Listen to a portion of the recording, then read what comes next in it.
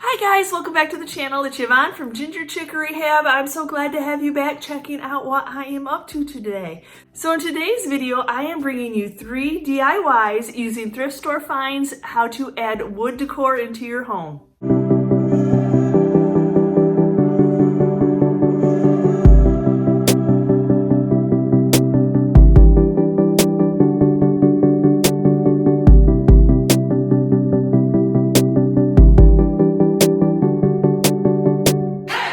So the first craft is an easy craft. So we're just using these thrifted wood beads. We all know that these are very trendy right now when it comes to the beads on a string with the little tassels. But I want to make a little vase to hold my leftover dried flowers. The only tool that we need is a hot glue gun. And then I'm going to be using one corner of this box just to help me keep these beads straight and level. If you can eyeball beads, you go for it. But I'm going to try to have this box help me make my little vase square. And it's the same thing where I know that they're going to touch. I just put a little bit of hot glue, kind of there again, trying to not move the box, trying to keep them. Probably pieces of wood put together would have been a little bit more secure than this cardboard box, but you use what you have. So yep, just a little bit more of glue. Now on the next one, yep, just button it. It's going to be 6, 6, and 6. So we are using 18 beads all together. So I think I have just enough in this little thrifted Ziploc bag. So as you see, I just touched where the points were going to touch and then put that next bead down.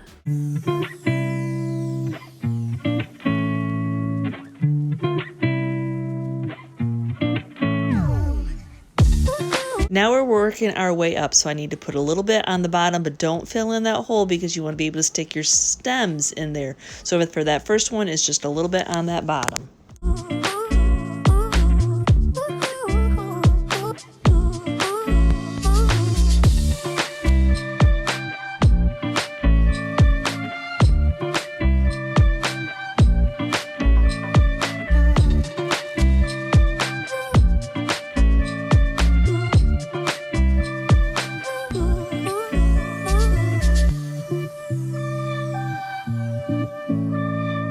And I just made it. I had 2 beads to spare.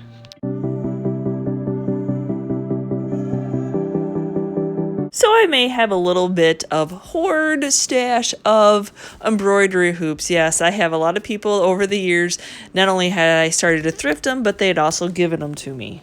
I love coming up with ideas of what to do with these embroidery hoops. So now you need 3 embroidery hoops and they need to be of the same side with the 2 pieces together. So you're actually only going to be using 5 pieces, but you need 3 embroidery hoops because you know that there's an inner side that doesn't have the clasp on it.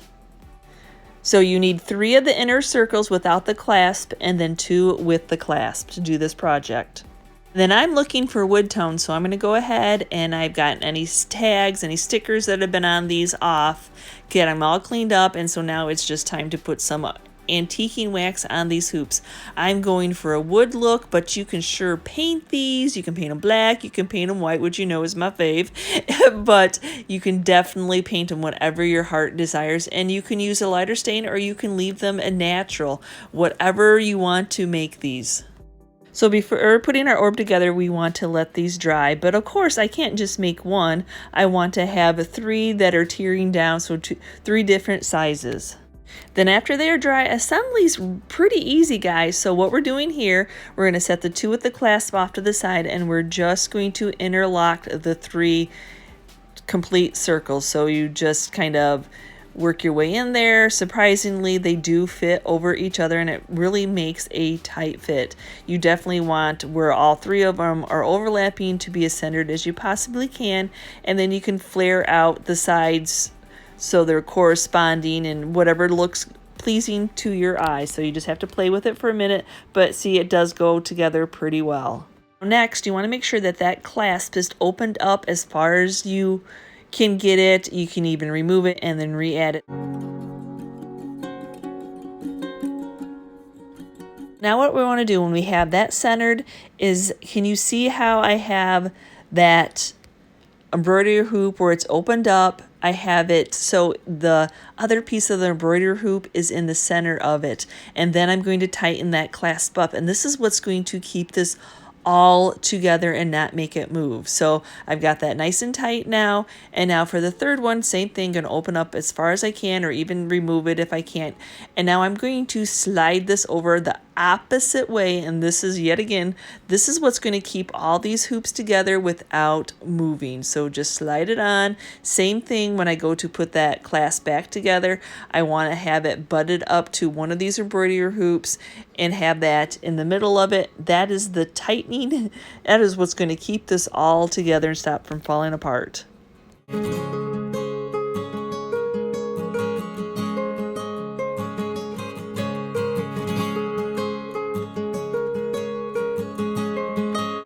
Go ahead and do a little bit of a recap with one of the other orbs.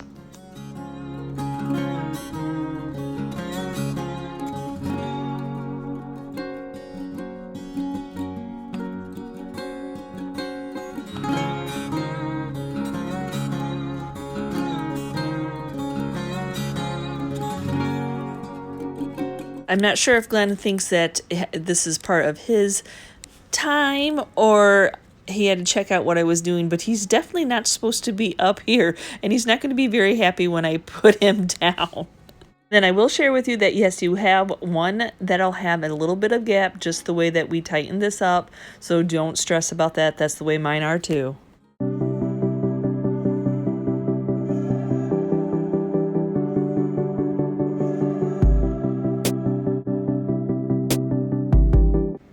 So now I know a reed is something that you see a lot in the thrift stores, and you're like, hey, what can I do with this? So if you've never taken a basket class, hopefully I can help you make your own tobacco baskets.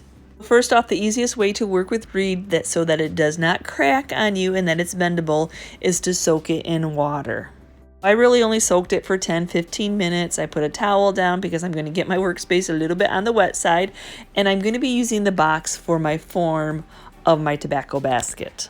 I'm going to take a piece of that wet reed out of the water, and I'm just going to work it around this box. The wetness is going to help you shape it into, and you can do whatever size you want to start off with. I was just doing a general, not too small, not too big, quite creation quite yet. So just trying to figure out how to hold it on my box as I'm working around it before I can staple it on.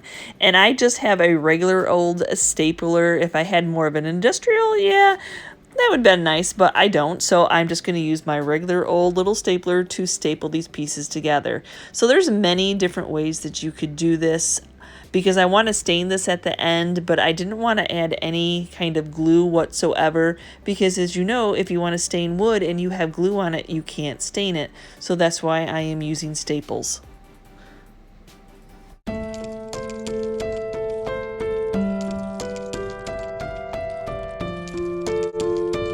So now I need to get some more of my wet reeds, and we're going to cut some strips. So I'm going to be doing 5 strips along the bottom. So I'm just going to cut my first strip and match up my other strips to the strip that I cut. I want to be able to connect these two sides together.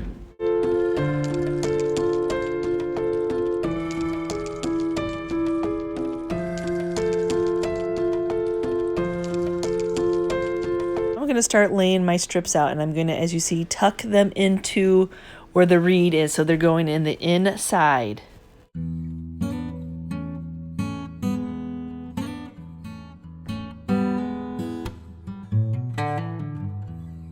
So now I'm just going to go ahead and give it a little bit of tug, flipping my box upside down just to make sure that I have a nice tight fit. And then I'm going to snip off any of that extra and then go ahead and start stapling it together.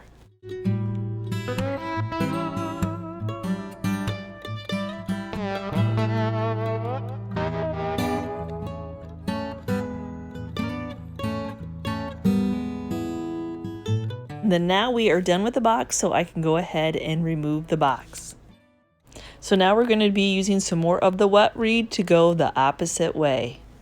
I'm just taking a guesstimation of how much I need to cut for my strips. It's better to have too much than not enough. I can, even on the sides, I'll be doing a little bit more trimming, but for right now, I just want to get my basket all together while it's still wet.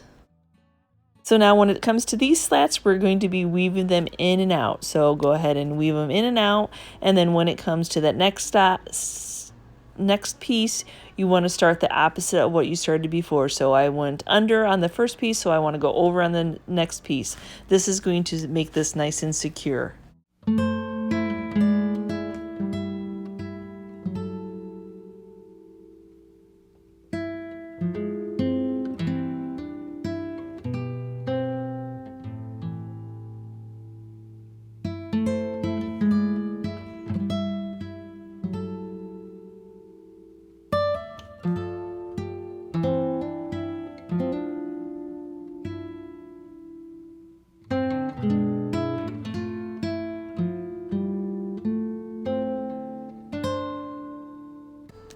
So as I was placing my reeds, I tried to give them that evenly spaced as I could. It's that perfectly imperfect. And now all I'm doing is pushing that into the center inside and then stapling on, cutting off any excess so I have enough room to be able to put my stapler in. I'm kind of pressing it down, trying to get that square type of shape.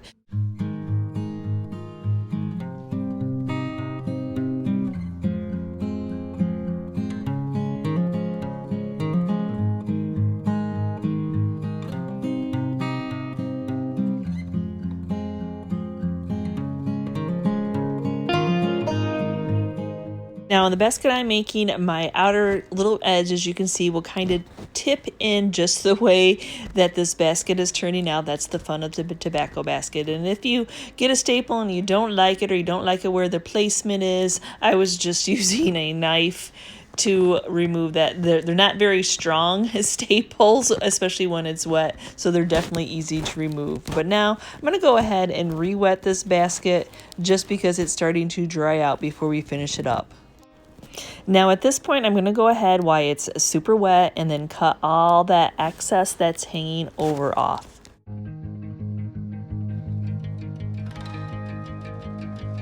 It's really starting to come together. We have a little bit more finished work to make it tight. So now I'm doing some crossed reeds.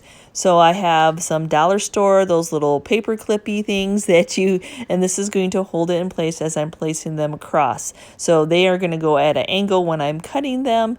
So this is definitely going to keep this nice and tight.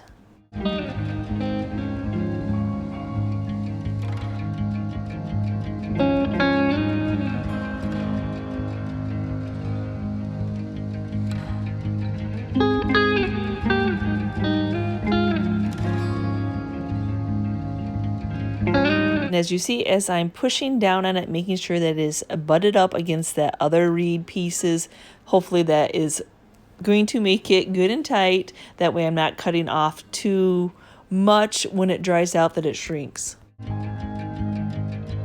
Now I can go back through and I can staple these together. Definitely want my cross beams to be very secure, so as you see, I'm doing 2 staples, one way and one the other way.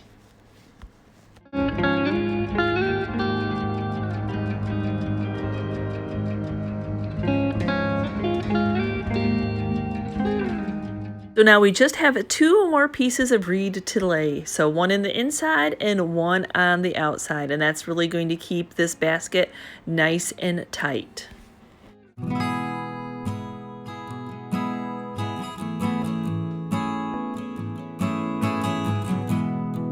Now on this piece, I'm trying to keep it as level as I can next to the other pieces.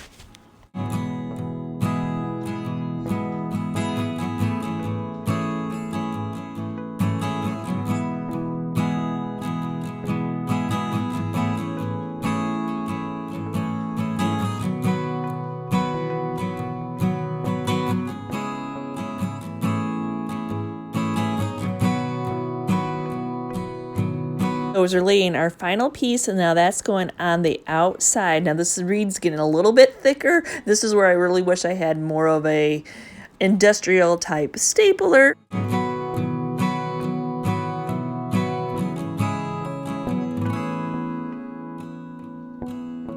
Then while this is still pretty wet, I'm going to go ahead and just put those binder clips back on. That way it's not pulling my staples loose. Now I let it dry. I can't say that mine is completely dry, but it's good enough. And I'm going to go in with some Waverly antiquing wax in the watered down form to coat my basket. That way I can control how dark I want my basket to become.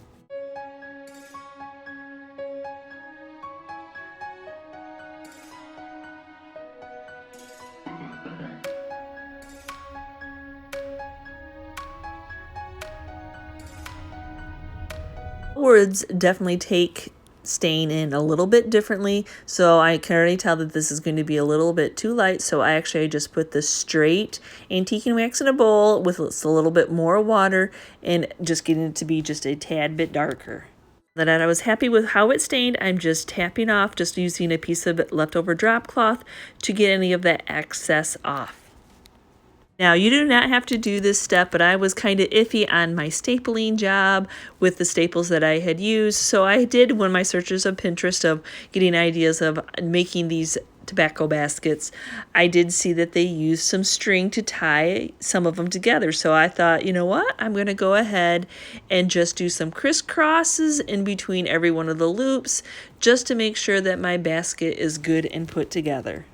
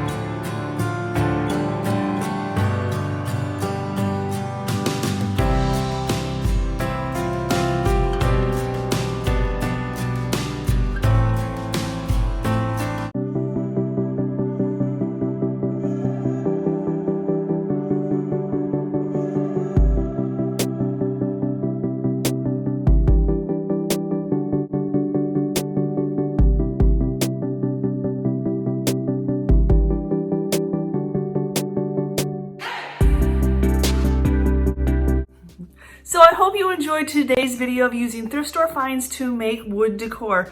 Oh my goodness, so you got some cute little vases with some thrifted beads. We have some thrifted, given to me embroidery hoops, which I absolutely, that's probably my favorite of the day. And then I did not realize how simple it actually is to make your own tobacco basket. So yes, so I was, with the string, I was like, oh, I need to tighten this up a little bit, but I love the string on it, and it just makes it a little bit something than what you would see in the store. So I hope I have inspired you to look at different items when you're out thrifting. Yeah, a lot of times people have made baskets. There's reeds out there. We know there's embroidery hoops out there. And with everybody making those farmhouse beads on a string, yeah, those are out there now, guys. So start looking for those. So I hope that I have inspired you in any way. Give me a comment down below. Give me a like if you like this kind of content. And if you're new and you're checking out our channel for the first time and you're not already part of our YouTube family, please hit that subscription button along with the notification bell so you know when we've uploaded a new video, and we will see you next time, guys. Bye!